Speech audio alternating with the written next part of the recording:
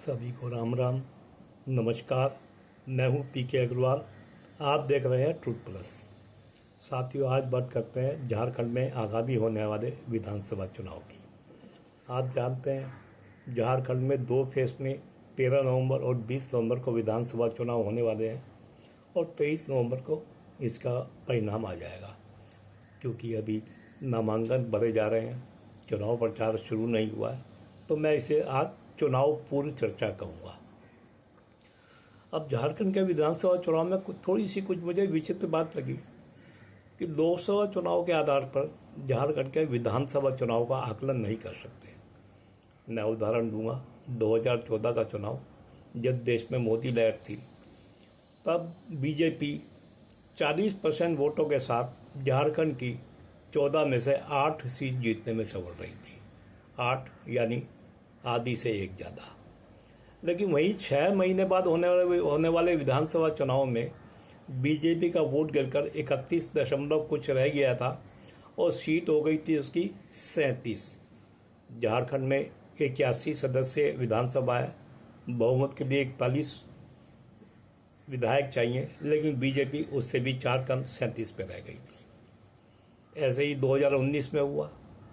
2019 में बीजेपी लोकसभा चुनाव में 50% का वोट पार कर गई थी और विधानसभा सीटों के आधार पर वो 57 सीटों पर आगे थी और अपने सहयोगी आजसू के साथ 63 सीटों पर आगे थी।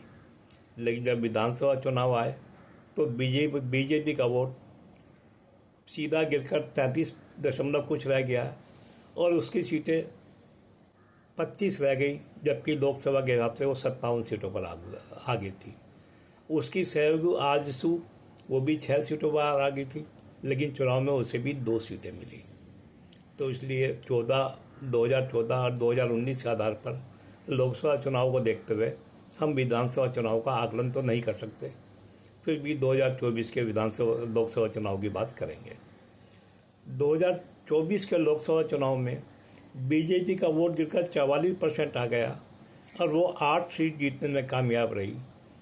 अपने सहयोगी को भी, उसके सहयोगी आजसू को भी 1 सीट मिली और गठबंधन के रूप में इनका प्रतिशत लगभग 48% रहा। वोटों का प्रतिशत 48% बहुत अच्छा माना जाता है, इसमें कोई शक नहीं। जहाँ तक दूसरी तरफ इंडी गठबंधन है, वो भी गठबंधन के रूप में लड़े, उनका प्रतिशत लगभग 38% है। अब चुनाव में क्या होगा, बिल्कुल यही आंकड़े तो नहीं होंगे। वोटों का विभाजन भी होता है, कितना होगा वो देखने की बात है। जहाँ तक चुनाव शुरू होने से पहले 2 चीज़ मैं ज़रूर कहूँगा।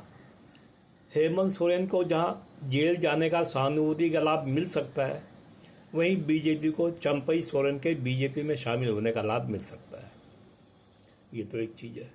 बाकी चुनाव में क्या मुद्दे होंगे ज़मीन पर, उसी चर्चा आगे जाकर करेंगे। फिलहाल हम इन आंकड़ों पे ही चलते हैं। अब इन दोनों गठबंधन के बीच में लगभग 10% का आंकड़ा है। ये बात सही है, विपक्ष वोटों का विभाजन रोकने में कामयाब रहा है, लेकिन वो 38% तक सिमट गया है।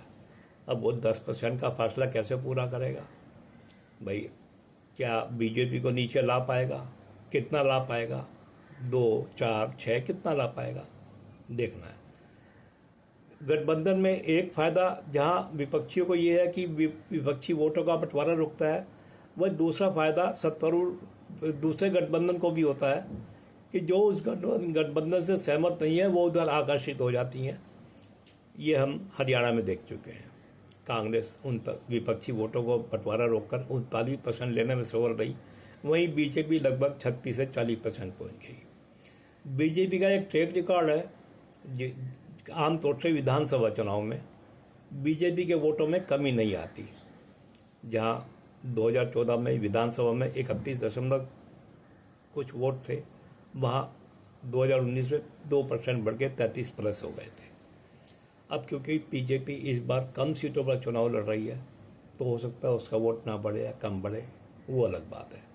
लेकिन अगर हम लोकसभा से भी तुलना करें तो प्रश्न ये, बीजेपी गठबंधन कितना नीचे आएगा? उसे कम से कम 5-6% नीचे आए तभी काम चलेगा और इंडी गठबंधन 5% आगे जाए, ऐसा मुझे नहीं लगता। ये मैं कोई पत्रकार नहीं हूँ, पहले बता दूँ। मैं केवल सोशल मीडिया के आधार पर अपना अनुमान लगाता हूँ। मुझे लगता है अंतिम परिणाम, मैं भविष्यवाणी नहीं कर रहा हूँ, मुझे लगता है अंतिम परिणाम बीजेपी गठबंधन 2 से 4% आगे रहेगा। सबसे बड़ा गठबंधन होगा। सरकार बनाएगा या नहीं कहना मुश्किल है। मामला खड़ा है पुराने 2 अनुभव को देखते हुए। तो देखते हैं सरकार बनाता है या नहीं बनाता है, कौन सरकार बनाता है। लेकिन मैं एडवांटेज मेरा बीजेपी को है।